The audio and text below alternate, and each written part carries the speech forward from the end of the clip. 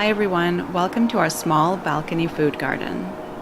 It feels really special that we can grow food up here because it's something we didn't think we could really do much of without a backyard.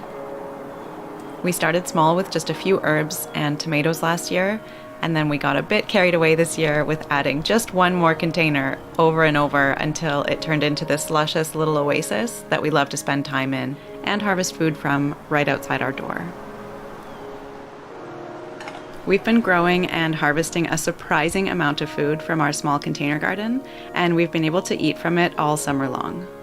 Probably partly because we have so many containers now, but also because we've been doing succession planting, where we plant new crops once the previous one is not producing much anymore. So we've always got some seedlings on the go, and we've always got something fresh to eat.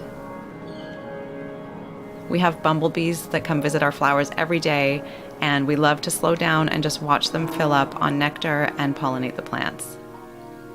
We also see these white butterflies that visit our garden all the time, and we loved them until we realized they're actually cabbage moths that are eating our plants. So we obviously still have a lot to learn about our insect visitors.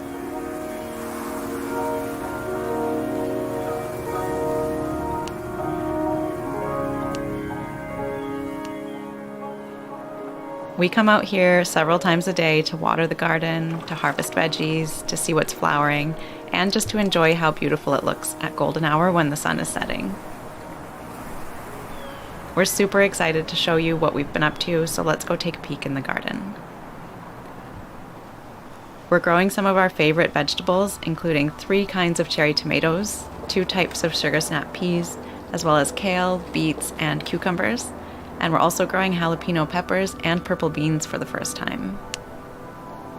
3 of the herbs we use all summer long are parsley, basil, and mint, and so we've got lots of those growing. We also had cilantro and dill growing, which are both so delicious, but they went to seed once the weather got hot, so we're going to plant more when the weather cools down later this summer. And we're so happy we made space to plant flowers up here because they add bright pops of color to the garden. We have nasturtiums, which are edible, so we often eat the flowers and the leaves. We have calendula, which can be used for a lot of things, but so far we just like looking at them. And we also have some marigolds to attract pollinators and because they're stunning. The balcony is a good size for us, but we've got some seating and a storage box for cushions on one side. So the garden, where it is now, is about 45 square feet or 4 square meters. But so far we really love having plants to take care of and fresh food to eat right outside our door, so it seems pretty inevitable that the garden's going to take over a bit more space next year. We mainly plant in 3 different types of containers. So far our favorite ones are these rectangular planters because they're nice and deep, so plant roots have room to grow, and because they have feet to elevate them off the ground so moisture doesn't build up underneath. They're nice and stable, and they're great for our taller veggies like tomatoes, peppers, and peas. We also use these long, shallow window boxes, and they're great for herbs and lettuce and radishes, but bigger veggies are not very happy in these. Like you can see, this kale hasn't grown at all since we transplanted it here. And finally, we have these round pots that we've been using for our tomatoes. They're nice and easy to move around, but we find they're a little unstable when it's windy out, so next year we might only plant flowers and shorter vegetables in these.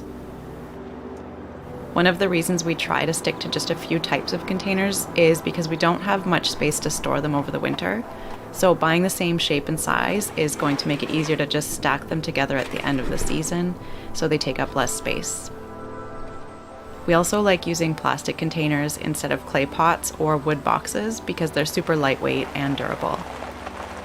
We're constantly moving the containers around when we water, when we weed and harvest, and we also move them around a lot to protect the plants if it's too hot or too windy or if there's a big storm.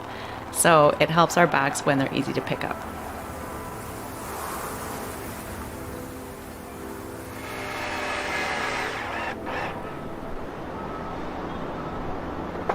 We also built a couple of things this year to make gardening easier and to optimize our outdoor space.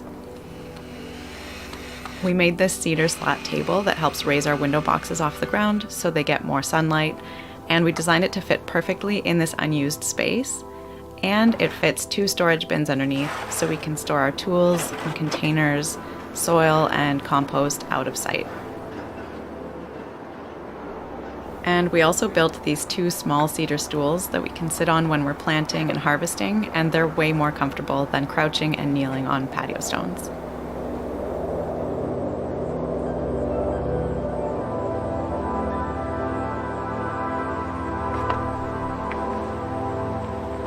Setting up this balcony garden has been quite a lot of work, and it's definitely been a learning curve trying to figure out how to keep our plants alive and thriving up here. We've been trying out different fertilizers to keep the plants healthy. We've been managing different insect pests like aphids and cabbage moths, and we've figured out how to keep the garden watered with a small irrigation system if we're away. But by far the biggest challenge has been the elements and protecting the garden from heat waves, downpours, and high winds. Despite the hard work, it has been kind of funny to see how quickly we've become obsessed with gardening and growing our own food. We're both reading gardening books and watching gardening videos and looking up new seeds we can try growing next year. And it just feels really good to have a hobby that gets us outside and teaches us new things and provides us with fresh food that we grew ourselves. If you want to see more gardening and homesteading videos, check out our Growing Food playlist. We've featured some really inspiring folks over the years who are growing food on balconies, rooftops, backyards, and homesteads. Thanks for watching, and we'll see you in the next video.